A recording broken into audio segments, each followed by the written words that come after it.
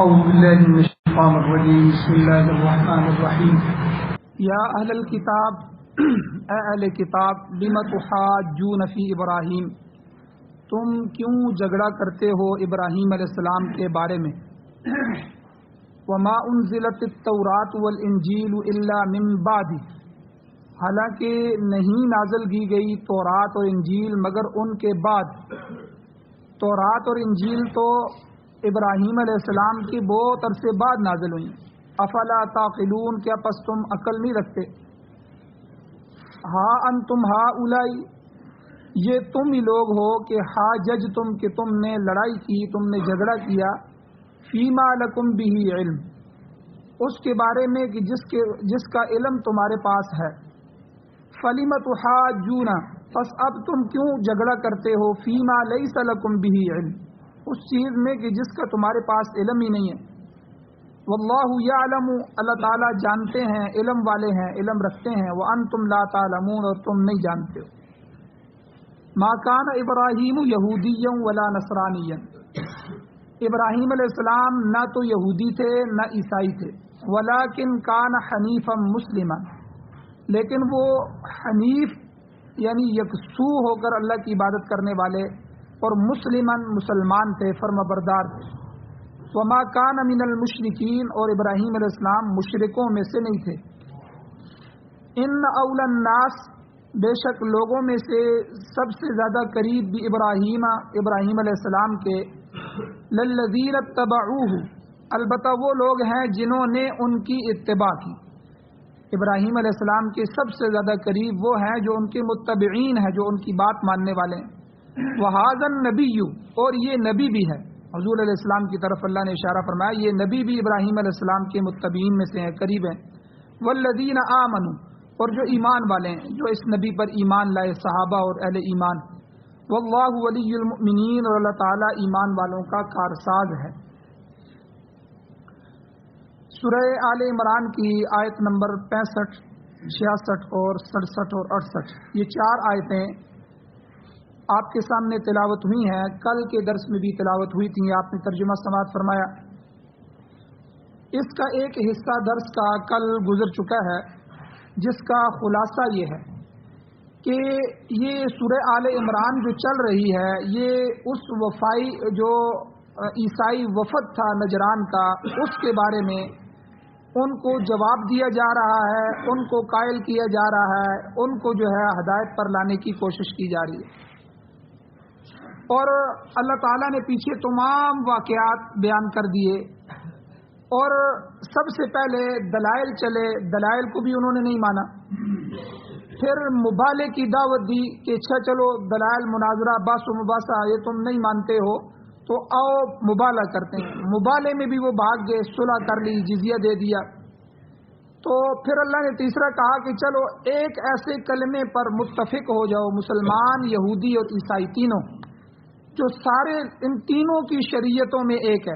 وہ کیا ہے؟ وہ کلمہ توحید ہے، کہ ایک اللہ کو ایک مانیں گے، اللہ کی ذات اور صفات میں کسی کو شریک نہیں کریں گے، نہ اللہ کی ذات جیسی کوئی ذات ہے دنیا میں، نہ اللہ کی صفات جیسی صفات کسی کے ساتھ۔ تو اس پہ آ جاؤ، اور تم جو عیسیٰ علیہ السلام کو خدا کا بیٹا کہتے ہو، یہ شرک کے اندر آ گئے ہو، یہودی عزیر علیہ السلام کو اللہ کا بیٹا کہتے ہو، تو یہ تم نے توحید کو ختم کر دیا، شرک داخل کر دیا، تو اس پر جمع ہو جاؤ۔ اس کو بھی نہیں مانا۔ تو یہاں جو ہے اب ابراہیم علیہ السلام کے بارے میں کل میں نے بتایا تھا کہ جب یہ عیسائی وفد آیا تھا، کیونکہ یہ دور سے آیا تھا نجران سے، عیسائی مدینہ اور ارد گرد نہیں رہتے تھے، یہودی تو یہاں رہتے تھے۔ تو جب یہ وفد آیا تو مدینہ کے یہودی بھی ان کے ارد گرد گٹھے ہو گئے، اور جب اکٹھے ہوئے تو عیسائیوں نے کہا کہ ہم تو ابراہیم علیہ السلام کو ماننے والے ہیں، ابراہیم علیہ السلام عیسائی تھے، ہمارے مذہب پہ تھے۔ تو یہودیوں نے ان سے جھگڑا شروع کر دیا۔ یہودی کہنے لگے تم جھوٹ بولتے ہو، ابراہیم علیہ السلام تو ہمارے مذہب پہ تھے، وہ تو یہودی تھے۔ تو اللہ نے ایک تو ان کے دعوے کا رد کیا۔ اللہ نے کہا کہ یا اہل الکتاب، اے اہل کتاب، کیوں تم جھگڑا کرتے ہو، لم تحاجون فی ابراہیم، ابراہیم علیہ السلام کے بارے میں کیوں جھگڑا کرتے ہو؟ ایک گروہ کہتا ہے کہ ابراہیم علیہ السلام ہمارے مذہب پہ تھے، دوسرا کہتا ہے ہمارے مذہب پہ ہیں۔ حالانکہ اتنا بھی نہیں سوچتے ہو کہ وما انزلت التوراۃ والانجیل الا من بعد، تمہاری تورات اور تمہاری انجیل یہ تو ان کے بعد میں نازل ہوئی۔ تورات حضرت ابراہیم علیہ السلام کے 1000 سال بعد حضرت موسیٰ علیہ السلام آ رہے ہیں، ان پہ نازل ہو رہی ہے، اور انجیل جو ہے وہ 2000 سال بعد نازل ہو رہی ہے۔ حضرت موسیٰ علیہ السلام سے بھی 1000 سال بعد جو ہے وہ حضرت عیسیٰ علیہ السلام آ رہے ہیں۔ تو جو کتابیں بعد میں نازل ہونے والی ہے، پہلا آدمی اس مذہب پہ کس طرح ہو سکتا ہے؟ افلا تعقلون، کیا تم اتنی عقل بھی نہیں رکھتے ہو؟ تو گویا کہ اللہ نے دونوں فریقوں کا جو ہے رد کیا اور ان کو کہا کہ تم اصل راستے سے ہٹ چکے ہو، لہذا ان کی طرف خالی نسبت کرنا تمہیں کوئی فائدہ نہیں دے گا۔ اور اسی طرح کل کے درس میں نے تفصیلاً یہ بتایا تھا کہ یہودیت اور عیسائیت کی ابتدا کس طرح ہوئی تھی، کس طرح انہوں نے اپنے کتابوں کے اندر تحریف کر دی، اپنے مسائل کو بدل دیا، اپنے جو ہے مذہب، اپنے دین کو تباہ و برباد کر دیا۔ اور کل کے درس میں نے یہ بھی بتایا تھا کہ مسلمانوں نے اپنے مذہب کا کیا حال کیا۔ یہ جتنی رسمیں ہمارے اندر آئی ہیں دین کے نام سے، ٹھیک ہے، وہ ساری تفصیلاً میں کل بیان کی ہیں، موت کی رسمیں ہوں، شادی کی رسمیں ہوں، یا دینی مواقع پر شب معراج ہے یا اور موقع ہیں ان پہ چراغاں ہو، یا یہ ساری چیزیں جن کو ہم نے ثواب سمجھ لیا ہے اور دین سمجھ لیا ہے، یہ ساری رسمیں اکثر ہندوؤں سے آئیں، کیونکہ بر صغیر میں پاکستان بننے سے پہلے ہمارے آبا و اجداد اور سب یہ اکٹھے رہتے تھے ہندو، اور یہ ہر محلے میں، تو جو چیزیں وہ کرتے تھے وہی اسلام کے اندر انہوں نے بھی ڈالنا شروع کر دی۔ ہم نے بھی اپنے دین کو تباہ کرنے کے لیے پوری کوشش کی۔ قرآن کو ہم نہیں بدل سکے، یاد رکھیں، قرآن اللفظ والمعنی جمیعاً، الفاظ اور معنی دونوں کا نام۔ خالی جو لفظ ہم پڑھتے ہیں اس کا نام قرآن نہیں ہے، بلکہ جو معنی ہے حضور سے ہمیں معنی بھی پہنچے ہیں۔ اس لیے لفظی تحریف یہ تو کوئی آج تک نہیں کر سکا کہ قرآن کو کے الفاظ کو بدل سکے۔ ایک گروہ مسلمانوں میں ایسا ہے شیعہ کا، جس کا شروع سے یہ عقیدہ چلا آ رہا ہے، وہ کہتے ہیں یہ قرآن اصل نہیں ہے، بلکہ اس مہینے کے اندر ان کا ایک اور شوشہ جو ہے وہ میں نے کل بھی بیان کیا تھا، انہوں نے چھوڑا ہے۔ وہ کہتے ہیں ہمیں حضرت علی رضی اللہ تعالیٰ عنہ والا قرآن مل گیا ہے، پرانے ورقے، ٹھیک ہے، وہ جو انہوں نے محفوظ کیا تھا، تو اب جو ہے وہ ہم اس کو سامنے لائیں۔ بھئی تم اس کو لے کے آؤ، سامنے لے کے آؤ، لوگوں کے سامنے پڑھ کے تو دکھاؤ۔ تو یہ وہ سب من گڑت ہیں، باقی جو ہے قرآن پاک کے الفاظ کے اندر کوئی رد و بدل نہیں کر سکا۔ ہاں، معنی کو بدلنے کے لیے بہت سے لوگوں نے کوشش کی، جیسے مرزائی ہیں، مرزا قادیانی کو نبی بنانے کے لیے انہوں نے خاتم النبیین کا لفظ تو نہیں بدلا، خاتم النبیین کا معنی بدل دیا۔ خاتم کا دو معنی ہوتے ہیں، ختم اللہ علی قلوبہم، اللہ نے ان کے دلوں پر مہر لگا دی۔ ایک تو ختم کا مطلب ہوتا ہے مہر لگا دینا، ایک ختمہ کا مطلب ہوتا ہے ختم کرنے والا، اس سلسلے کو توڑنے والا، ختم ہو گیا۔ تو یہ خاتم النبیین کا اصل معنی یہی ہے جو حضور سے اور صحابہ سے ثابت ہے اور پیچھے سے چلا آ رہا ہے اسلاف سے، کہ حضور نبیوں کے سلسلے کو ختم کرنے والے۔ حضرت آدم علیہ السلام آئے، حضرت شیس علیہ السلام آئے، ادریس علیہ السلام آئے، نوح علیہ السلام آئے، ہود علیہ السلام آئے، صالح علیہ السلام آئے، ابراہیم علیہ السلام آئے، یعقوب علیہ السلام آئے، اسحاق علیہ السلام آئے، یوسف علیہ السلام آئے، موسیٰ علیہ السلام آئے، کرتے کرتے کم و پیش جو ہے داؤد علیہ السلام، سلیمان علیہ السلام، جن انبیاء کا ذکر ہے اور جن کا نہیں ہے، کم و پیش 1,24,000 انبیاء آئے۔ اب حضور آخری نبی ہیں، خاتم النبیین ہیں، کہ اس نبیوں والے سلسلے کو حضور نے ختم کر دیا۔ اب حضور کے بعد کوئی نبی نہیں، کوئی شریعت نہیں، کوئی دین نہیں، کوئی کتاب نہیں۔ تو یہ مطلب ہے خاتم النبیین کا۔ اب مرزائی یہاں معنی کیا لیتے ہیں؟ مرزائی کہتے ہیں نہیں، حضور خاتم النبیین ہیں، نبیوں کے لیے مور لگانے والے ہیں، یعنی معنی بدل دیا، معنی کے اندر تحریف کر دی جو یہودیوں والا کام تھا۔ اب کہتے ہیں دیکھو، اب ہم بھی مانتے ہیں کہ حضور آخری نبی ہیں، حضور کے بعد کسی نبی نے نہیں آنا، لیکن اب جو نبی آئے گا وہ حضور کی جو ہے مور لگانے سے آئے گا، یعنی اس کو ذلی اور بروزی نبی کہتے ہیں، یعنی ان کا سایہ ہوگا اور وہ جو ہے اس طرح آئے گا۔ تو کہتے ہیں مرزا غلام احمد قادیانی بھی اسی طرح تھا، اسی طرح کا نبی تھا۔ تو یعنی اس طرح کے ڈگوسلے بڑھا کر انہوں نے بھی دین کو بدلنے کی کوشش کی. باقی منکرین حدیث آئے، انہوں نے بھی بدلا. ظاہر بات ہے حدیث کا انکار کر دیا. اب قرآن کی تشریح تو حدیث تھی جس سے پتہ چلتا کہ قرآن کیا کہتا ہے. حدیث کا انکار کر دیا، ہم حدیث کو نہیں مانتے. اب قرآن کا اپنے جو ہے من سے، اپنی چاہت سے، اپنی خواہشات سے قرآن کے لفظوں کے معنی کی. تو اسی طرح یہ مسلمانوں کے اندر طبقے آئے کہ جنہوں نے لفظی تحریف کی ہمت نہیں کر سکے لیکن معنوی تحریف کی کوشش کی. تو بہرحال امت کے علماء کو اللہ جزائے خیر عطا فرمائے، انہوں نے ہر فرقے کا مقابلہ کیا جو باطل فرقہ کسی صورت میں بھی آیا، اور اس میں قرآن و حدیث کے اندر رد و بدل کرنے کی کوشش کی، اور آج قرآن پاک ہمارے پاس محفوظ ہے. تو بہرحال یہاں اللہ نے حضرت موسیٰ اور حضرت عیسیٰ علیہ السلام کے بارے میں عیسائیوں اور یہودیوں کو کہا کہ تم اتنا بھی نہیں سوچتے ہو کہ یہ تو ہزاروں سال بعد ابراہیم علیہ السلام کے بعد آ رہے ہیں. وما انزلت التوراۃ والانجیل الا من بعد، ابراہیم علیہ السلام کے بعد تورات اور انجیل آ رہی ہیں، تو وہ کیسے جو ہے تمہارے مذہب پر ہو سکتے؟ افلا تعقلون، کیا تم اتنی بھی عقل نہیں رکھتے؟ اور دوسری بات اللہ نے فرمایا ہا انتم ہؤلاء حاججتم، تم وہی لوگ ہو کہ تم جھگڑا کرتے ہو فیما لکم بہ علم، اس بات میں جس چیز میں تمہیں علم ہے. یعنی تمہیں اپنے نبیوں حضرت موسیٰ علیہ السلام، حضرت عیسیٰ علیہ السلام کے متعلق تو تھوڑا بہت علم ہے، اور ان پر جو نازل شدہ کتابیں ہیں تورات اور انجیل وہ بھی تمہارے پاس کسی نہ کسی شکل میں موجود ہے. تو لہٰذا تم ان کے بارے میں جو اختلاف کرتے ہو وہ تو کسی حد تک قبول کیا جا سکتا ہے، اور وہ اختلاف بھی تمہارا ادھیڑ پن والا ہے. لیکن فَلِمَ تُحَاجُّونَ فِيمَا لَيْسَ لَكُمْ بِهِ عِلْمٌ، تم اس چیز کے متعلق کیوں جھگڑا کرتے ہو جس کا تمہیں سرے سے علم ہی نہیں ہے؟ کیا ابراہیم علیہ السلام کو تم نے دیکھا ہے؟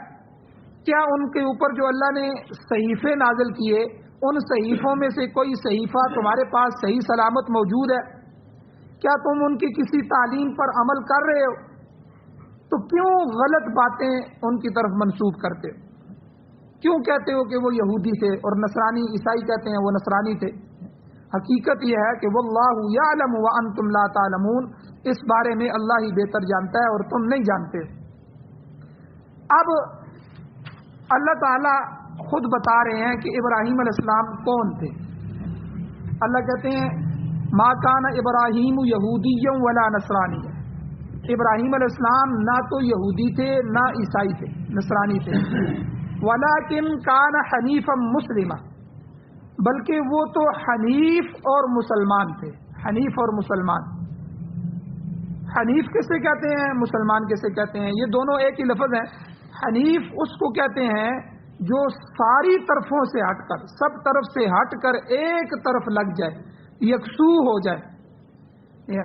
اور اللہ تعالیٰ نے قرآن مجید میں ہمیں تعلیم بھی یہی دی ہے کہ حنفاء للہ، کہ اللہ کے لیے حنیف بن جاؤ، ہر طرف سے کٹ کر صرف اس اللہ کی اطاعت میں آ جاؤ، مشرک نہ بنو.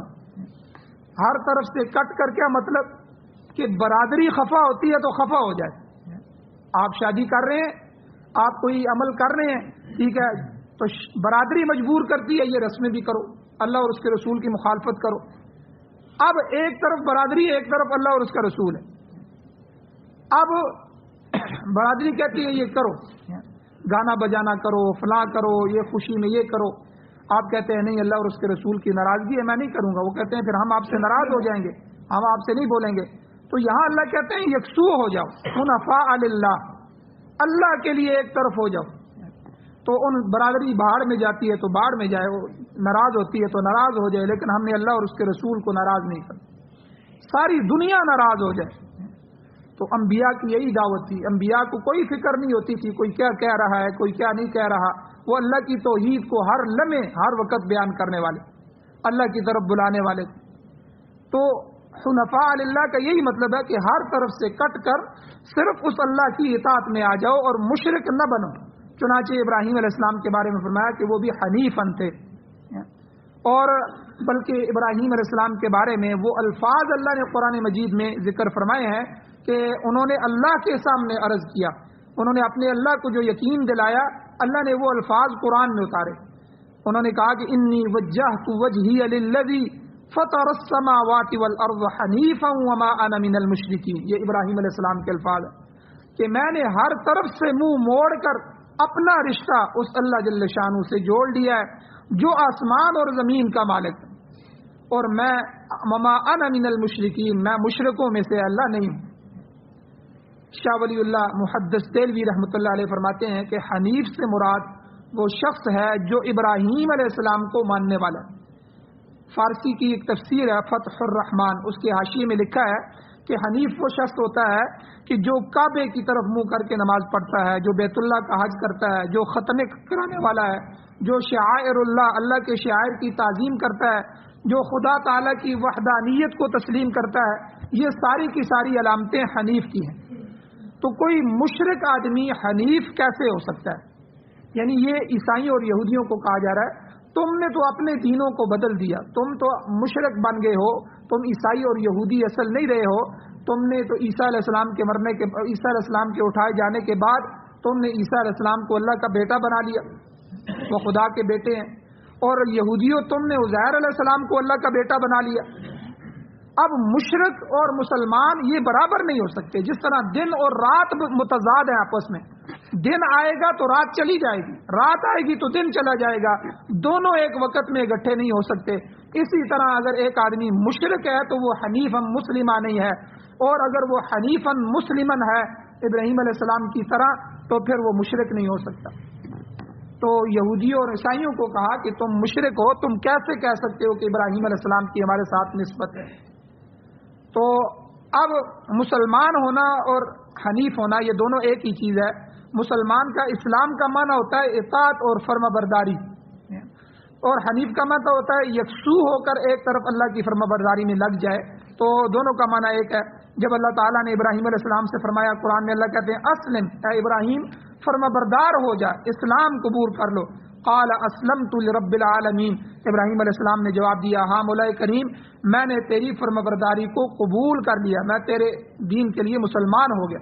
یعنی میرا تو مقصد حیات اور زندگی کا مقصد ہی تیری اطاعت ہے.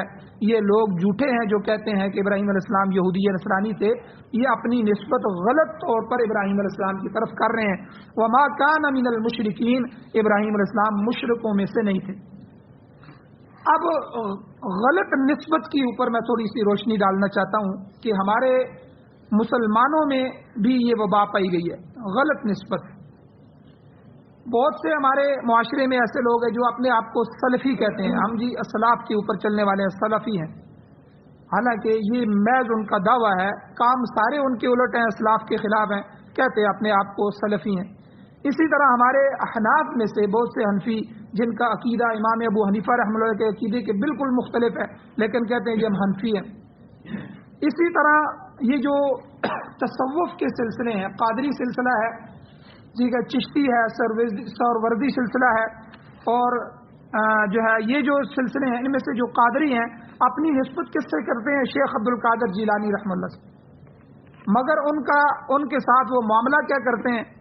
جیسے یہود و نصارہ کا معاملہ حضرت ابراہیم علیہ السلام کے ساتھ تھا. کہتے تھے کہ ہم ابراہیمی ہیں لیکن شرک کر رہے تھے. تو شیخ عبد القادر جیلانی رحمۃ اللہ علیہ بہت بڑے اللہ والے گزرے ہیں، بہت بڑے بزرگ گزرے ہیں. ان کا عقیدہ پاک تھا، ان کا عمل پاکیزہ تھا، اعلیٰ درجے کی روحانیت کے وہ مالک تھے، اللہ والوں میں سے اعلیٰ درجے کے اللہ والے تھے. تو مگر ان کی طرف نسبت کرنے والوں کو دیکھ لیں، انہی کے نام سے وہ شرک کر رہے ہیں، انہی کے نام سے. کہ کیا کہتے ہیں جی شیخ عبد القادر جیلانی یا غوث اعظم ہماری جو ہے کشتی پار کر دو، ہمارا بیڑا پار کر دو، ہماری مشکل کشا ہے، آپ حاجت روائیں. حالانکہ شیخ عبد القادر جیلانی رحمۃ اللہ کی کتابیں پڑھیں، شرک کا جس طرح انہوں نے رد کیا ہے، اللہ کی توحید کو بیان کیا ہے، شاید ہی کسی نے کیا ہو. تو اب انہی کا نام لے کر، ٹھیک ہے، انہی کے سلسلے کو جاری کرتے ہوئے انہی کے نام سے شرک کو جاری کیا جا رہا ہے. اور اسی طرح جو نقش بندی ہے، چشتی ہیں. اچھا یہ جو چشتی کا سلسلہ ہے، چشتیہ سلسلہ، یہ خواجہ معین الدین اجمیری رحمۃ اللہ علیہ اجمیر شریف کے بہت بڑے اللہ والے تھے. 90,000 ہندوؤں نے ان کے ہاتھ پر جو ہے 90,000 ہندو مسلمان ہوئے. تو خواجہ فرید الدین شکر گنج بخش رحمۃ اللہ علیہ، ان کا جو دروازہ ہے پاک پتن میں، وہ دروازہ کھولا جاتا ہے اور لاکھ 2 لاکھ آدمی اس میں سے گزر جاتے ہیں، کہتے ہیں کہ یہ سارے کے سارے جنتی ہو گئے اور سارے کے سارے چشتی بن گئے۔ اب دیکھیں بزرگوں کے نام پر، جن بزرگوں نے پورے علاقوں کو توحید سکھائی اور اللہ کی طرف دعوت دی، دین سکھایا، الیاذ باللہ، انہی کے نام پر جو ہے شرک کو جاری کر دیا گیا۔ تو حالانکہ وہ اعلیٰ درجے کی روحانیت کے مالک تھے، توحید پرست تھے اور متبع سنت لوگ گزرے ہیں، یہ سنت کے اوپر۔ مولانا اشرف علی تھانوی رحمۃ اللہ علیہ کہتے ہیں کہ چشتیوں کی طرف یہ منسوب کر دیا گیا ہے کہ یہ گانے بجانے کے قائل ہیں، یہ بالکل غلط ہے، بلکہ بر صغیر میں جس قدر اتباع سنت جو ہے وہ چشتیوں میں پایا جاتا ہے، کسی اور مسلک میں نہیں۔ لیکن اب دیکھیں حضرت علی اجویری رحمہ اللہ بہت بڑے بزرگ ہیں، ان کا عرس منایا جاتا ہے، ان کے مزار کو جو ہے عرق کے گلاب سے غسل دیا جاتا ہے، گلاب کے عرق سے، اور حکومت کے نمائندے جو ہیں وہ چادریں چڑھاتے ہیں، اور اب ان مزاروں پر گنبد بڑے بڑے بنائے گئے، چپس لگ رہے ہیں، عرس منائے جا رہے ہیں، اور ان کے نام پر پتہ نہیں کیا کچھ کیا جا رہا۔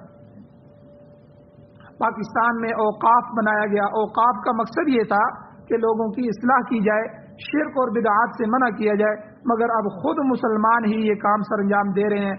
اب ان کو برائی سے کون روکے گا؟ کیونکہ یہاں سے آمدنی ہوتی ہے اور لوگ لاکھوں کروڑوں روپے چندہ دیتے ہیں، وہاں اگر ڈالتے ہیں، چڑھاوے چڑھاتے ہیں، اور ان کی آمدنی سے کھانا پینا ہوتا ہے، ملازموں کی تنخواہیں ہوتی ہیں۔ تو جو شخص اپنی نسبت علی اجویری رحمہ اللہ کے ساتھ کرتا ہے، پھر ان کے نام پر شرک اور بدعت کا ارتکاب کرتا ہے، وہ خود بھی جھوٹا ہے، اس کی نسبت بھی جھوٹی ہے، غلط۔ خواجہ گیسو دراز رحمہ اللہ بہت بڑے اللہ والے گزرے ہیں، گلبرگہ، یہ انڈیا کے اندر دکن جو ہے وہاں کے رہنے والے تھے، بڑے اعلیٰ پائے کے بزرگ تھے۔ ان کی کم و بیش 100 کتابیں ہیں، 100 کتابیں حضرت نے لکھی ہیں، بہت بڑے اللہ والے تھے۔ تو قرآن پاک کی ایک تفسیر بھی لکھی ہے، تصوف پر بھی کتابیں ہیں، ان کے مکتوبات بھی ہیں، خط بھی موجود ہیں۔ تو ان کتابوں میں شرک کی واضح تردید کی ہے۔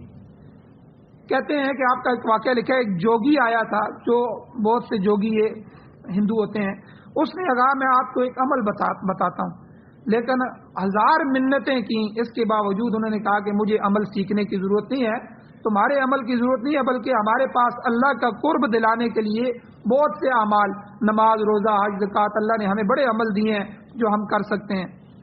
اور آپ انتہائی متوکل علی اللہ آدمی تھے اور معلم آدمی تھے۔ اسی طرح خواجہ بختیار کاکی رحمہ اللہ بہت بڑے اللہ والے تھے، عبادت اور ریاضت ان پر ختم تھی، اور آپ اندازہ لگائیں کہ 2 رکعت میں پورا قرآن مجید اور 4 سپارے پڑھتے تھے، 2 رکعت میں، اتنے اللہ والے گزرے ہیں کہ یعنی 34 سپارے، 30 سپارے پورے قرآن مجید، 4 سپارے مزید 2 رکعت میں روزانہ قرآن مجید ختم کرتے تھے۔ اور خواجہ بختیار کاکی رحمہ اللہ کا مجاہدہ آپ دیکھیں کہ 20 سال تک اپنی پشت زمین پر لگا کر نہیں سوئے، جس طرح ہم سوتے ہیں اس طرح نہیں سوئے، بلکہ جب بھی نیند کا غلبہ ہوتا بیٹھے بیٹھے ٹیک لگا کر کسی چیز کے ساتھ سو جاتے۔ 20 سال تک اللہ کی تسبیحات کرتے رہے اور زمین پر لیٹ کے نہیں سوئے۔ یہ تو وہ اللہ والے تھے، وہ اللہ والے بزرگ گزرے ہیں، اور آج انہی کے مزاروں پر کیا کیا جا رہا ہے۔ اور اسی طرح حضرت مجدد الفسانی رحمہ اللہ، تو یہ بہت بڑے اللہ والے ہیں۔ اب اتنے بڑے اللہ والے کہ انہوں نے دین کی ایک دفعہ تجدید کی، لیکن ان کے ماننے والے عرس منا رہے ہیں، اسی پر اکتفا کیا جاتا ہے، اور یہی سمجھتے ہیں کہ ہم نے مجددیت کو ترقی دے دی ہے، اور غلط نسبتیں قائم ہیں۔ تو اللہ تعالیٰ نے یہاں یہودیوں کو اور عیسائیوں کو فرمایا کہ صرف ابراہیم علیہ السلام کی طرف غلط نسبت تمہیں فائدہ نہیں دے گی، ان تمام بزرگوں کی طرف نسبت اسی وقت مفید ہو سکتی ہے جب ان کا عقیدہ اور ان کا عمل اپنایا جائے۔ یاد رکھیں، ان بزرگوں کا عقیدہ ہمارا عقیدہ نہیں ہوگا کہ اللہ ایک ہے، اللہ وحدہ لا شریک ہے، اس کے سوا کوئی حاجت روا، کوئی مشکل کشا نہیں ہے، کسی سے مدد مانگنا جائز نہیں ہے، ما فوق الاسباب، کسی کے سامنے اپنی حاجتیں رکھنا جائز نہیں ہے۔ تو جب تک یہ عقیدہ ان بزرگوں کا ہمارا نہیں ہوگا، اور جو عمل ان کے تھے، میں نے ابھی عمل آپ کو بتایا، حضرت بختیار کاکی رحم اللہ 2 رکعت میں پورا قرآن اور 4 سپارے پڑھتے تھے، یہ ان کا عمل تھا۔ اگر ہماری نمازیں تہجد ان جیسی نہ ہوئی، ان جیسا عمل نہ ہوا، تو خالی نسبت کیا فائدہ دے سکتی؟ تو اس لیے خالی مزار بنا لینا، عمارت بنا لینا، قوالی کروا لینا، عرس منا لینا، آج کل بزرگوں کی یہی خدمت سمجھی جاتی ہے۔ اور جب عقیدے کا نام لیا جائے، عمل کا نام لیا جائے تو کہتے ہیں یہ وہابی ہے۔ بھائی اصل بات یہ ہے کہ بزرگوں نے کتابیں بھی لکھی ہیں، ان کی تاریخ لکھی ہوئی ہے، ان کی سوانح حیات لکھی ہوئی ہے، ان کی ساری چیزیں موجود ہیں۔ بھائی اس کو پڑھتے کیوں نہیں ہو؟ ان کے عقیدے کے مطابق عقیدہ کیوں نہیں بناتے؟ جو عمل وہ کر کے گئے ہیں، جس طرح انہوں نے مجاہدے کیے ہیں، جس طرح انہوں نے اللہ کی قربتیں حاصل کی ہیں، تم وہ عمل کیوں نہیں کرتے؟ بلکہ اللہ معاف کرے، اب تو یہ امت اتنی بیمار ہو گئی ہے، اتنی بیمار ہو گئی ہے۔ پچھلے دنوں کسی پیر کا گھوڑا مر گیا، ویڈیو موجود ہے۔ اب وہ اپنے گھوڑے سے اتنی محبت کرتا تھا، اس نے گھوڑے کی قبر بنا دی۔ بڑا احتجاج ہوا، لیکن مضبوط پیر تھا، حکومت میں بھی اس کے اثر و رسوخ تھے، کوئی اس کو نہیں روک سکا۔ اب مسلمانوں کی حالت دیکھیں، تھوڑے ہی عرصے بعد اس پر چڑھاوے شروع ہو گئے، یعنی گھوڑا مر گیا، اس کی قبر بنائی، اس کے اوپر چڑھاوے شروع کر دے۔ کسی کا کتا مر گیا، اس نے اس کو دفن کر دیا، اس کا مزار بنا لیا، یہ مشکل کشا ہے، یہ حاجت روا ہے، یہ ہماری حاجتیں پورے کرنے والی۔ یہ حالت ہمارے پاکستان میں، یہ حالت ہوگی جہاں علم کا مرکز ہے، مدارس ہیں، اہل اللہ موجود ہیں، دینی مراکز ہیں، خانقاہیں ہیں، تو یہاں یہ حالت ہے، تو وہ علاقے جو دور ہیں دین سے، ان کی کیا حالت ہوگی؟ تو اس لیے آخری بات اللہ نے فرمائی، ان اول الناس بابراہیم، لوگوں میں سے ابراہیم علیہ السلام کے سب سے قریب لوگ کون ہیں؟ للذین اتبعوہ، وہ لوگ ہیں جنہوں نے ان کی اتباع کی۔ یاد رکھو، اتباع کرو گے تو نبیوں کا قرب حاصل ہوگا، اللہ کا قرب حاصل ہوگا، ورنہ نبی سے، ہم اپنے نبی سے نسبت کریں میں محمدی ہوں، بھائی تیرا کوئی کام محمدی کا ہے؟ حضور کا کوئی عمل تیرا ہے؟ عمل سارے ہندوؤں کے ہیں، عمل سارے عیسائیوں اور مشرکوں کے ہیں، تجارت تیری ہندوؤں کی، تجارت تیری یہودیوں والی، ٹھیک ہے، شکل تیری یہودیوں والی، ٹھیک ہے، لباس تیرا ان جیسا، کھانے پینے کا طریقہ ان جیسا، تم کیسے نسبت کر سکتے ہو میں حضور علیہ السلام کا امتی ہوں، میں محمدی ہوں؟ تو خالی نسبتیں۔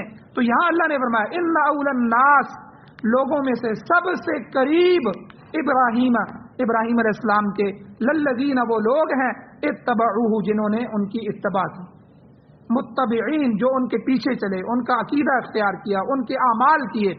اور آگے اللہ نے فرمایا وَهَذَا النَّبِيُّ، اور یہ نبی حضور میرے محبوب، یہ ابراہیم علیہ السلام کے سب سے زیادہ قریب ہیں۔ والذین آمنوا، اور پھر جو ان پر ایمان لانے والے ہیں، صحابہ اکرام، اور پھر سارے اہل ایمان جو ہے حضور کی سیرت پر چلنے والے ہیں، حضور کا کردار اختیار کرنے والے ہیں۔ تو اللہ نے فرمایا واللہ ولی المؤمنین، اللہ ہی مومنوں کا کارساز ہے، اللہ ہی ان کا سرپرست ہے، اللہ ہی ان کا دوست ہے، اللہ ہی ان کی بگڑی بنانے والا ہے۔ جو کوئی اللہ پر ایمان لائے، پھر اللہ اس کا کارساز بن جاتا ہے، پھر اللہ اسے کسی دوسرے دروازے پر جانے نہیں دیتا، اللہ اس کی ساری حاجتوں کو پورا کرتا ہے۔ اس لیے میرے بھائیوں، خالص عقیدہ، خالص عمل اللہ کی رضا کے لیے ہو۔ اللہ جل شانہ سے دعا ہے اللہ عمل کی توفیق عطا فرمائے۔ آمین۔ الحمدللہ رب العالمین والعاقبۃ للمتقین والصلاة والسلام علی رسولہ النبی الامی الکریم۔ اللهم ربنا آتنا فی الدنیا حسنۃ وفی الآخرۃ حسنۃ وقنا عذاب النار۔ یا اللہ ہماری کمیوں کوتاہیوں کو معاف فرمائے، یا اللہ درگزر فرمائیے، صغیرہ کبیرہ گناہوں کو معاف فرمائیے، یا اللہ اپنے دروازے کا ہمیں محتاج بنائیے، یا اللہ در در کے اوپر ٹھوکریں کھانے سے ہمیں محفوظ فرمائیے، یا اللہ جتنے بھی اولیاء اللہ نیک لوگ بزرگ اس دنیا سے گزرے ہیں، یا اللہ ان کے نقش قدم پر چلنا ہمیں نصیب فرمائیے، یا اللہ حضور علیہ الصلوۃ والسلام، اہل بیت، صحابہ اکرام، تابعین، تبع تابعین، اولیاء اللہ، علماء اکرام کی محبت نصیب فرمائیے، یا اللہ ان کے نقش قدم پر چلنا نصیب فرمائیے، یا اللہ یہ قرآن اور سنت جو حضور کی سنت ہے، یا اللہ اس کو پوری دنیا میں غالب فرمائیے، یا اللہ یہ نظام ہمیں نصیب فرمائیے، یا اللہ سارے باطل نظاموں کو ختم فرمائیے، یا اللہ جو بیمار ہیں ان کو شفا عطا فرمائیے، جو مقروض ہیں ان کے قرضوں کے پورا کرنے کے اسباب پیدا فرمائیے، جو ایمان کی حالت سے اس دنیا سے جا چکے ہیں یا اللہ ان سب کی بخشش فرمائیے، یا اللہ ہم پر رحم فرمائیے، باران رحمت نازل فرمائیے، یا اللہ باران رحمت نازل فرمائیے، ماحول کو صاف فرمائیے، پاک فرمائیے، یا اللہ ماحول کو ٹھنڈا فرمائیے، یا اللہ ان بیماریوں کو ختم فرمائیے، یا اللہ ہم آپ سے گناہگار ہیں یا اللہ، لیکن حضور کی امتی ہیں، یا اللہ ہماری دعاؤں کو محض اپنے فضل و کرم سے قبول فرمائیے، ہم سب کا خاتمہ ایمان پر فرمائیے۔ اللہم انزل علینا من السماء ماء مبارکا وهو الذی ينزل الغیث من بعد ما قنطوا وینشر رحمتہ وهو الولي الحميد صلی اللہ تعالی علی خیر خلقہ محمد وآلہ وصحبہ اجمعین برحمتک یا ارحم الراحمین.